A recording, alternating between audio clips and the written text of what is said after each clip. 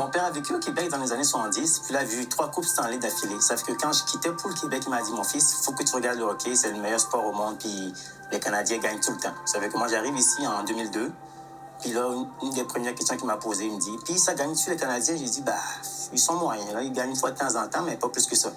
Là, au printemps, on s'est reparlé, il me dit, puis est-ce que les Canadiens font les séries? J'ai dit, non, ils ne font pas les séries cette année. L'année qui a suivi, il me pose encore les mêmes questions, puis j'ai dit, non, papa, ils ne gagnent pas tant que ça, t'es Canadien, là. Ça fait qu'il me dit, mais mon fils, es-tu sûr que tu vois le bon sport? Parce que les Canadiens, ça gagne tout le temps. En tout cas, ça a changé, papa. Oublie ça.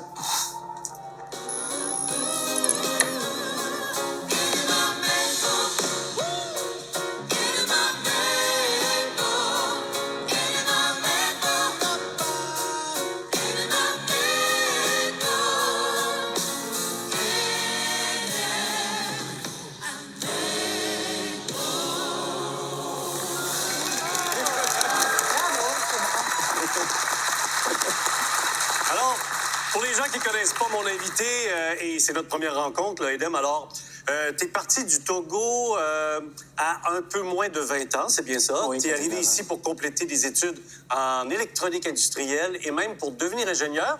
Mais c'est le plaisir du travail au grand air, du concret et du contact avec les gens qui t'a convaincu de te lancer en agriculture biologique. Depuis 2015, tu as fondé la ferme au Jardin d'Éden. C'est bien ça? Oui, c'est ça. Quel tournant 90 degrés quand même, ce que j'entends. Oui, un gros Beaucoup changement. d'étapes dans cette vie, hein? Oui, mes parents étaient vraiment frustrés, là. Frustré? Ouais, quand je leur ai annoncé ça, là, c'était comme un choc pour eux, là. Oui, pourquoi tu t'es lancé comme ça? Explique-moi mieux cette passion qui a apparu. Mais je pense que je l'avais en moi, peut-être caché, puis je ne savais pas. Je pense que c'est des souvenirs d'enfance très, très lointains.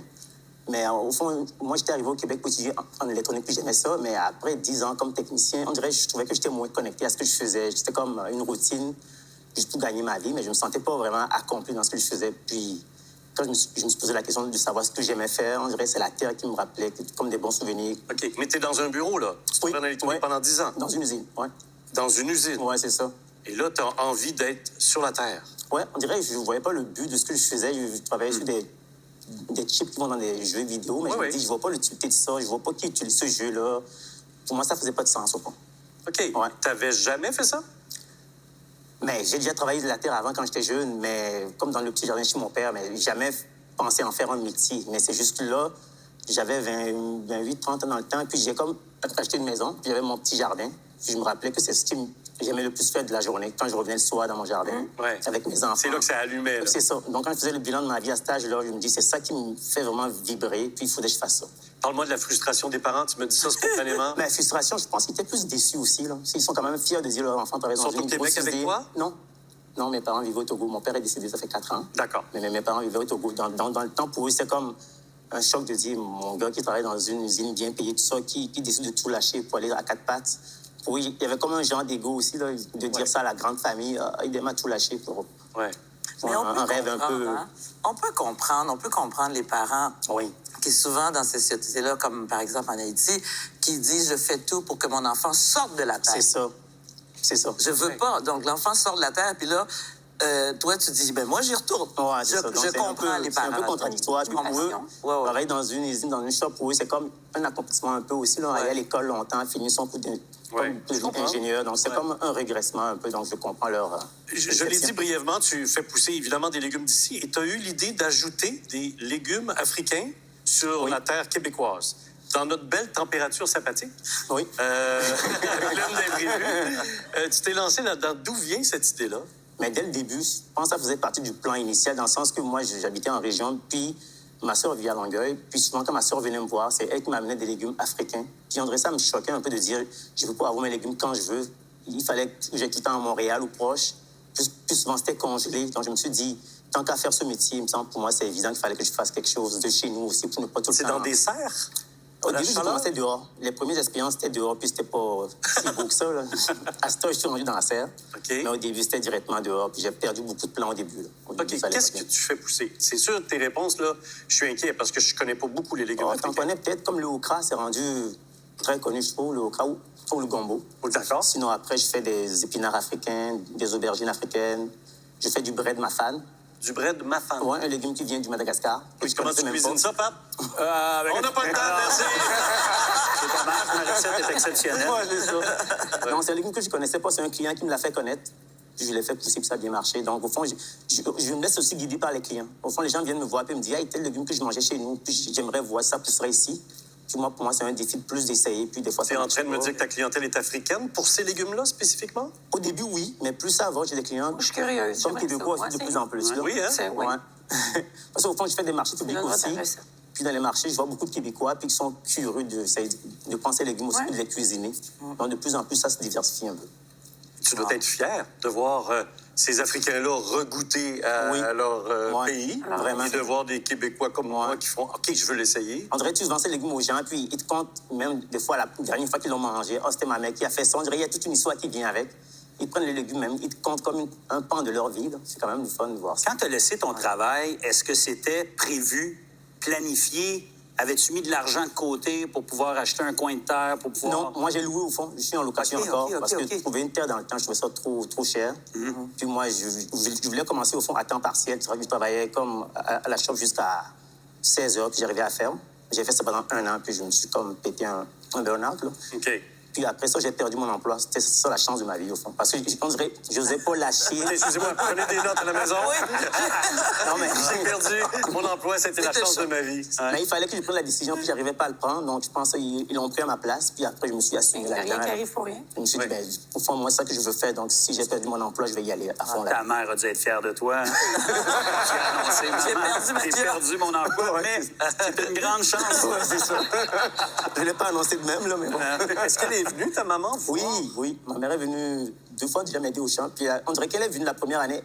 Elle doutait un peu, mais on a passé 1 semaine au champ. Puis elle dit, là, je comprends pourquoi tu voulais faire ça. On dirait qu'elle voyait comment j'aimais ça, les heures que je passais. Puis elle a compris mon move, là. Ouais. Ouais. Démystifier la diversité, est-ce que ça pourrait commencer dans l'assiette? Je trouve que c'est une belle façon, hein? Mais moi, la gourmande, je vais dire oui, c'est sûr. Mais pour vrai, il y a une piste là, peut-être, pour mieux se comprendre, mieux se connaître, mieux saisir. Oui, c'est vrai. Souvent, moi, les gens me posent des questions pour savoir comment au fond, comment on mange ces légumes-là. Puis souvent, je donne des recettes, puis des fois, les gens l'essayent, puis ils me reviennent, puis ils me donnent d'autres idées. Comme moi, mes épinards africains, moi, je n'ai jamais pensé faire de la lasagne avec. Mais j'ai des clients qui m'ont dit, oh, moi, je l'ai mis dans ma lasagne. Ils disent, oh, au fond, c'est une bonne idée. Donc, souvent, si je change des recettes à la fin, moi, je donne mes recettes africaines. Eux me rapportent d'autres choses de différentes, puis je l'essaye aussi. Là. Es-tu en train d'écrire un livre? Non, mais je vais y penser. Ouais. Voilà, c'est une bonne idée. Il y a de quoi Une bonne idée, d'intéressant. oui. Et il faut ajouter là-dedans qu'il a décidé de faire ça bio. Ouais. Oui. Alors ça, ça ajoute au défi. Oui, puis non. Je pense au Québec, si tu veux commencer petit, tu n'as quasiment pas le choix parce que produit dans le conventionnel, il y a souvent tellement de gros producteurs qu'un petit producteur, au fond, il y a plus de place dans le bio. Puis moi, j'ai commencé à faire des paniers bio aussi. Pour moi, c'était très important le contact avec les clients. Donc, pour moi, une des meilleures façons, c'est de faire des paniers bio, voir des clients chaque semaine. Puis moi, j'ai des clients qui sont là depuis la première année. Il y avait des enfants de 2 ans.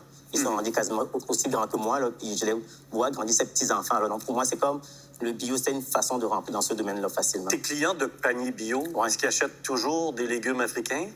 Je l'inclus dans le panier, mais Tu le caches dedans? Non, je ne pas que le cas. Coucou! Non, on a 20 semaines de panier, j'en mets 2 semaines des légumes africains. Je ne veux pas exagérer non plus. Mon but, c'est pas qu'ils deviennent adeptes de ça. Je veux leur juste le faire goûter. Puis après, je le mets dans le panier. Connaître le d'échange. produit. C'est ça, connaître au moins les légumes. Est-ce qu'il y a des légumes africains que tu es incapable de faire pousser ici pour X raisons? Oh, il y en a plein. Il y en a plein que j'aimerais faire pousser. Comme moi, mon légume préféré, c'est les ignames. Ouais. J'en mangeais tous les jours au Togo. Puis ça prend 7 à 8 mois de gros soleil, ce qu'on n'aura jamais au Ouf, Québec. non. Ce qu'on n'aura jamais au Québec. Je pense, là, en tout cas. Ça fait qu'il faudrait que je le fasse en serre, mais c'était pas très rentable en serre non plus. Donc, je fais souvent des légumes feuilles au fond. On peut manger les feuilles, donc ça pousse plus vite. Mais les légumes racines prendraient plus de temps. Ah ouais. Je me dis un jour peut-être, là, si j'ai de la place dans ma serre, j'en ferai aussi. Là. Edem, quand tu prends un recul, de toutes ces années qu'on vient de décrire trop rapidement, là, est-ce que tu sens que tout ça, les 2 mains dans la terre québécoise, Oui. ton Québec à toi, est-ce que ça t'a aidé à t'enraciner? Je dirais oui. Je dirais que ça m'a permis de connaître le Québec plus qu'avant. On dirait avant, je réalisais même pas les saisons. L'hiver, j'étais tout le temps caché en dedans. Là, je sens les saisons. Là. On dirait que je vois l'été venir, puis l'été, j'adore. L'automne, mes premières années, je pense que je travaillais avec des mitaines déjà en septembre. Là. Puis là, je peux être dehors jusqu'en octobre, puis mettre mon manteau juste fin octobre. Là, on dirait que je sens que je vois les saisons passer. Puis l'hiver arrive, j'aime moins ça, mais je sais que le printemps s'en vient après. Ça m'a permis de connaître beaucoup de gens aussi. Donc, je pense que ça m'a fait connaître le Québec différemment. Avant, j'étais comme plus dans ma petite bulle, je pense. Là. Tantôt, je donnais des pourcentages, 80 de légumes d'ici, 20 africains. Est-ce que ça ressemble à qui tu es aujourd'hui? Ce genre de pourcentage-là? Plus que ça, je pense. Je pense que je suis rendu quand même plus enraciné que ça. Plus que 20 québécois, je pense. Ouais. Ouais. Ben, merci de ta visite chez nous aujourd'hui. Vraiment, c'est très inspirant aussi. Et ça donne faim. Bonjour, merci. Le prochain invité, son